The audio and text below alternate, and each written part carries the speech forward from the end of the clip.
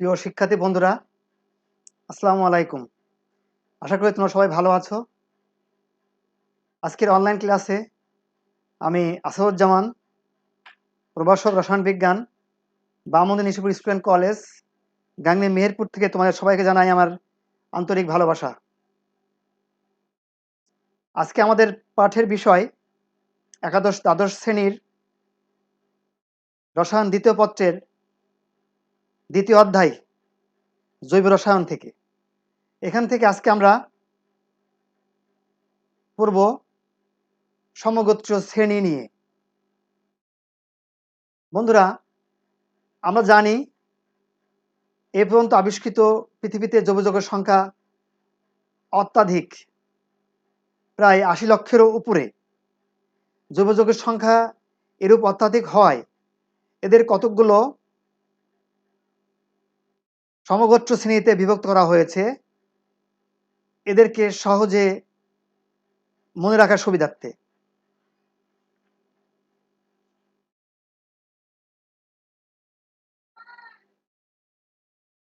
সমগোত্র শ্রেণী কাকে বলে? একই শ্রেণীভুক্ত যৌগসমূহকে তাদের ক্রমবর্ধমান আণবিক ভর অনুযায়ী, অর্থাৎ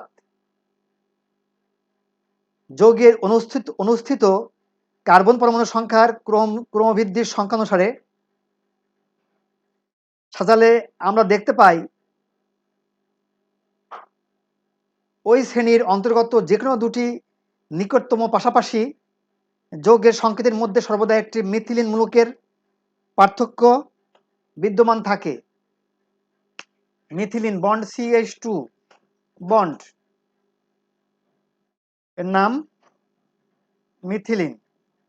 এই ধরনের মিথিলিন মূলকের পার্থক্য বিদ্যমান থাকে এবং যাদের একটি সাধারণ প্রস্তুত প্রণালীতে প্রস্তুত করা যায়, একটি সাধারণ সংকেতের সাহায্যে প্রকাশ করা যায়, এদের ভৌত ধর্মে একটি নিয়মিত ক্রম পরিলক্ষিত হয় এবং রাসায়নিক ধর্মে সাদৃশ্য বা মিল দেখা যায়। এরূপ সমধর্মী যৌগসমূহের এক একটি শ্রেণীকে আমরা বলি সমগোত্র শ্রেণী। এই ধরনের সমগোত্র শ্রেণীর নাম, কিছু নাম, সাধারণ সংকেত এবং দু একটি উদাহরণ আমরা দেখার চেষ্টা করি।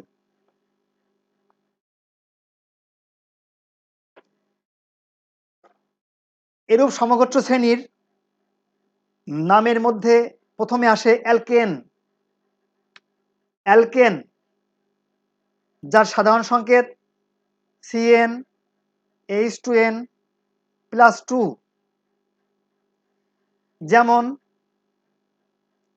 Methane, ethane, methane CH4, ethane C2H6, propane C3H8 ইত্যাদি। এরপরে অ্যালকিন, যার সাধারণ সংকেত CnH2n, উদাহরণ যেমন ইথিন C2H4,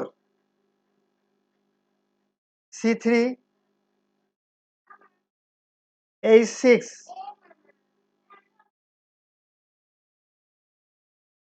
ইত্যাদি। C2H4 ethene, C3H6 propene, butene ইত্যাদি। এরপরে সমগোত্র শ্রেণী অ্যালকাইন, যার সাধারণ সংকেত CnH2n-2, উদাহরণ হিসেবে আমরা বলতে পারি ethyne C2H4, C3,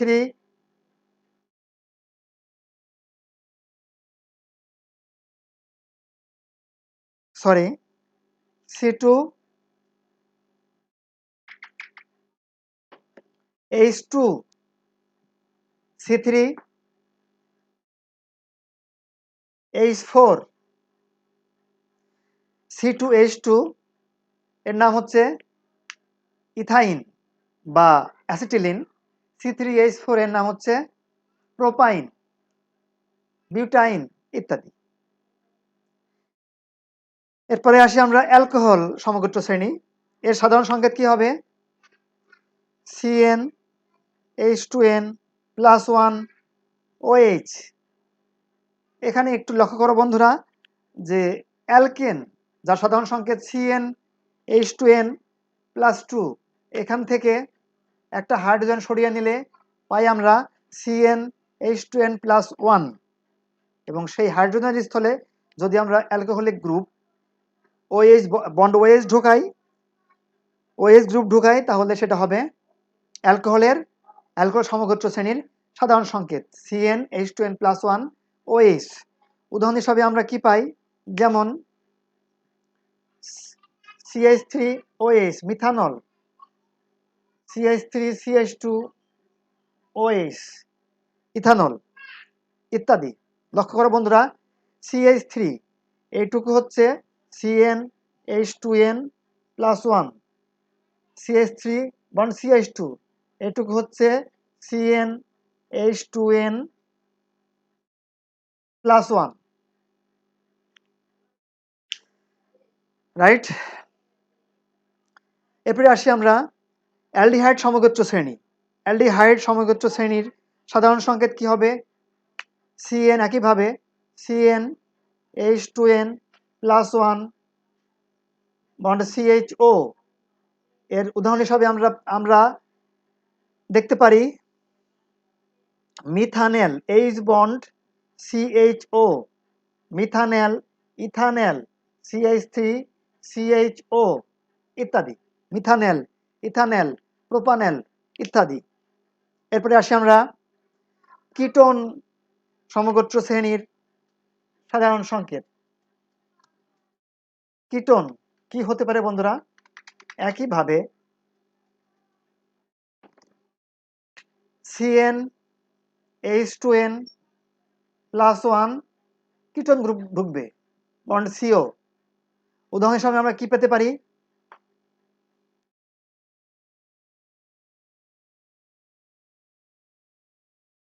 CH3CO bond CH3। এখানে খেয়াল করে বন্ধুরা যে এখানে এই অ্যালকাইল গ্রুপ এখানে দুটা, অতএব সাধারণ সংকেতটা যদি আমরা এইভাবে লিখি আরো সুন্দর হয়। CnH2n+1 CO, এদিকে আরেকটা অ্যালকাইল গ্রুপ CnH2n+1। হ্যাঁ, তাহলে উদাহরণটা যেমন আমরা যেটা দিয়েছি কি প্রোপানন। এখান থেকে পাচ্ছি CH3CO কার্যকরী মূলক হিসাবে এখানে আছে কিটোন গ্রুপ, এবং এখান থেকে পাচ্ছি আমরা কি আরেকটা CH3, এর নাম হচ্ছে প্রোপানন।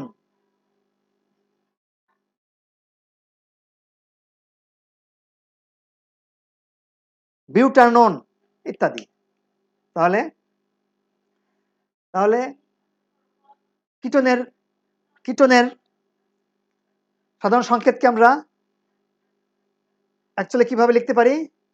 এভাবে CnH2n+1 CO, CnH2n+1, রাইট? এবার আসি আমরা অ্যাসিড। ঠিক একইভাবে কি হতে পারে?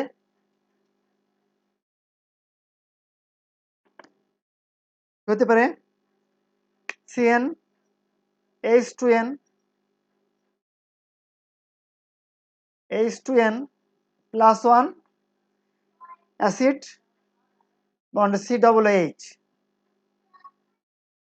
উদাহরণ methanoic acid H bond COOH, ethanoic acid CH3 bond COOH, right বন্ধুরা? ইত্যাদি। এভাবে আমরা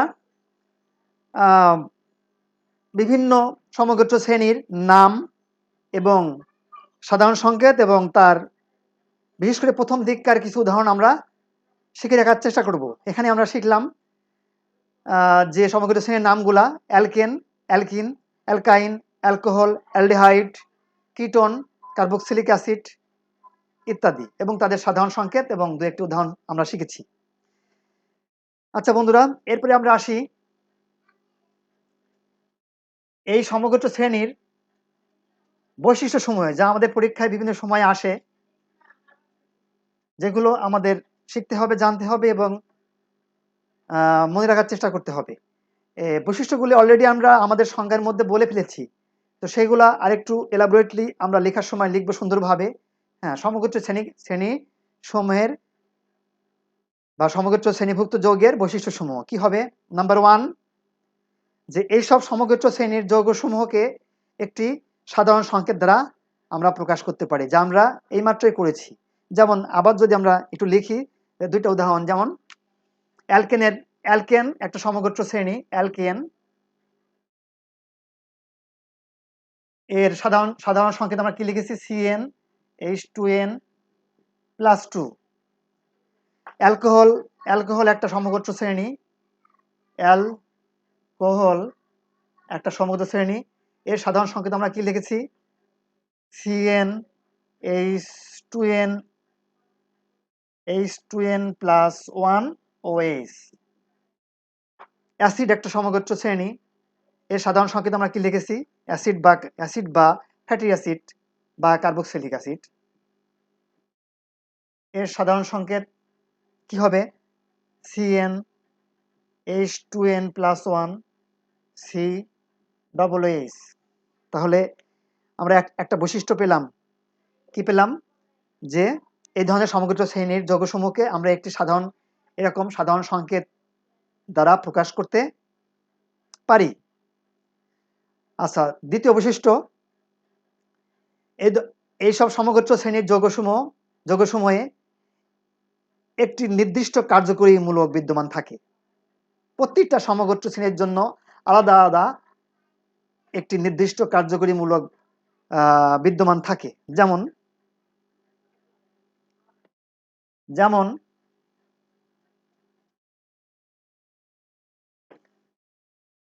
যেমন অ্যালডিহাইড সমগ্র শ্রেণীর কার্যকরী মূলক বন্ড CHO। অ্যালকোহল শ্রেণীর কার্যকরী মূলক বন্ড OH।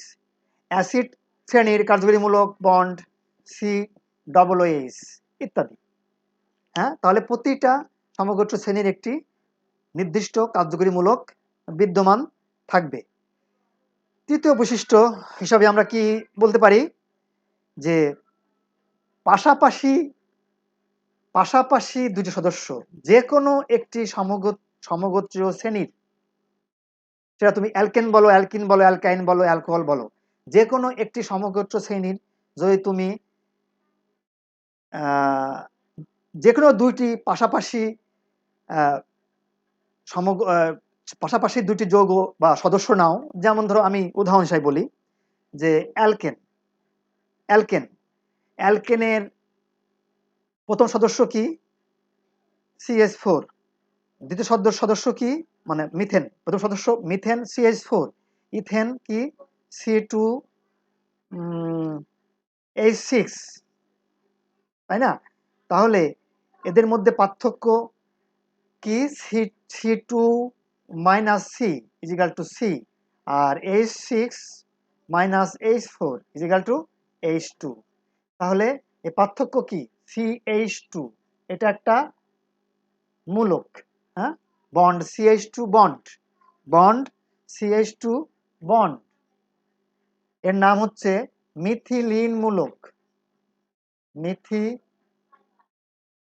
মূলক। তাহলে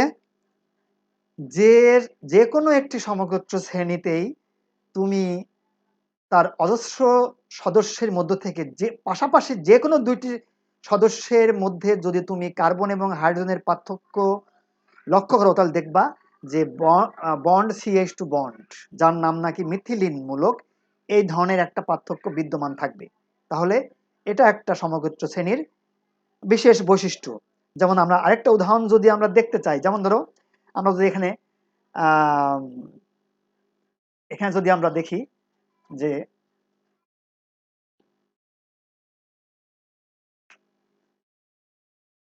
প্রোপেন C3H8 বিউটেন C4H10, তাহলে এটাও অ্যালকেন গ্রুপের পাশাপাশি দুটি সদস্য কি, এটা হলো প্রোপেন আর এটা হচ্ছে প্রোপেন, এটা হচ্ছে বিউটেন। তাহলে এদের মধ্যে পার্থক্য কি বন্ধুরা? দেখো C4 - C3 C1 আর H10 H8 C3H8, হ্যাঁ C4 - C3 C1 আর H10 - H8 কি H2, এটাকে আমরা CH2 হিসাবে লিখি, বন্ড CH2 বন্ড, এটাকে বলছি আমরা মিথিলিন মূলক। তাহলে এভাবে তুমি যে কোনো সমগোত্র শ্রেণীর যে কোনো পাশাপাশি দুইটি সদস্যের পার্থক্য যদি তুমি লক্ষ্য করো দেখবা এরকম বন্ড CH2 বন্ড, মানে একটা মিথিলিন মূলকের পার্থক্য বিদ্যমান। তাহলে এটি একটি বৈশিষ্ট্য। নাম্বার 4,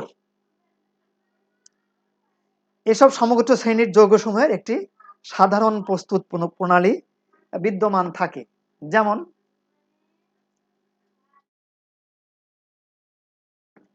যেমন তুমি আয়োডোমিথেন বা methyl iodide CH3 bond I একে কস্টিক সোডা বা সোডিয়াম হাইড্রোক্সাইডের সঙ্গে বিক্রিয়া যদি তুমি ঘটাও, তাহলে তুমি অ্যালকোহল পাবে, এবং সেটা কি পাবে? মিথানল, এবং সঙ্গে সোডিয়াম আয়োডাইড তৈরি হবে। হ্যাঁ, তো এটি একটি অ্যালকোহল গ্রুপের অ্যালকোহল সমগোত্র শ্রেণীর প্রস্তুতির সাধারণ পদ্ধতি। তো তাহলে তুমি এখানে আমরা মিথাইল আয়োডাইড দিয়ে কি পেলাম? মিথানল পেলাম। তাহলে এই একই পদ্ধতিতে আমরা শুধু কার্বনের সংখ্যা বাড়িয়ে এখানে যদি আমরা ইথাইল আয়োডাইড নেই, একইভাবে যদি আমরা সোডিয়াম হাইড্রোক্সাইডের সঙ্গে বিক্রিয়া ঘটাই, তাহলে কি উৎপন্ন হবে? একই সমগোত্র শ্রেণীর অর্থাৎ অ্যালকোহল শ্রেণীরই দ্বিতীয় সদস্য আর একটা কার্বন বাড়বে, যে CH3CH2OH ইথানল উৎপন্ন হবে। ইথানল, যেখানে আগে উৎপন্ন হয়েছিল মিথানল, CH3 বন্ড OH, এবং এর সঙ্গে একইভাবে সোডিয়াম আয়োডাইড উৎপন্ন হবে। এভাবে বন্ধুরা তোমরা কার্বন সংখ্যা যত বাড়াবে, এভাবে তুমি অ্যালকোহল গ্রুপের তত বেশি কার্বন সমন্বিত অ্যালকোহল তুমি পেয়ে থাকবে। তাহলে এটা একটা অ্যালকোহল সমগোত্র শ্রেণীর প্রস্তুতির বা তৈরির সাধারণ পদ্ধতি। তাহলে আমরা কি জানলাম? চতুর্থ বৈশিষ্ট্য, যে প্রতিটি সমগোত্র শ্রেণীরই একটি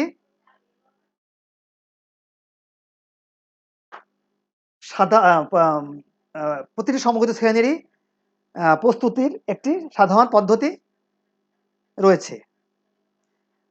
আচ্ছা, এছাড়াও আরো কিছু বৈশিষ্ট্য আমরা দেখতে পাই। সেগুলো কি? যে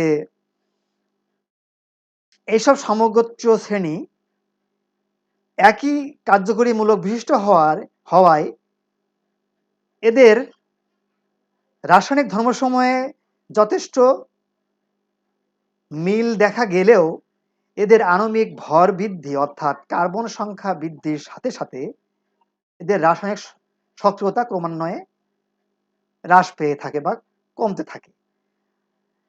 আরো ধর্মের মধ্যে আমরা দেখতে পাই যে এইসব সমগোত্র শ্রেণীর ভৌত ধর্ম,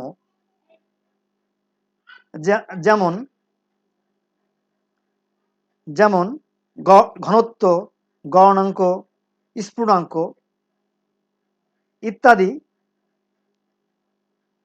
বৃদ্ধি পায়, কিন্তু সক্রিয়তা দ্রাব্যতা হ্রাস পেয়ে থাকে।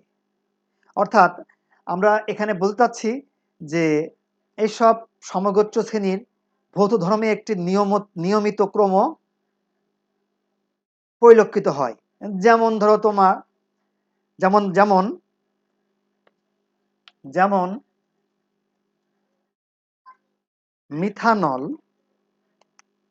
Methanol CH3 bond OH, ethanol CH3 bond CH2 bond OH। এটা হচ্ছে মিথানল, এটা হচ্ছে ইথানল।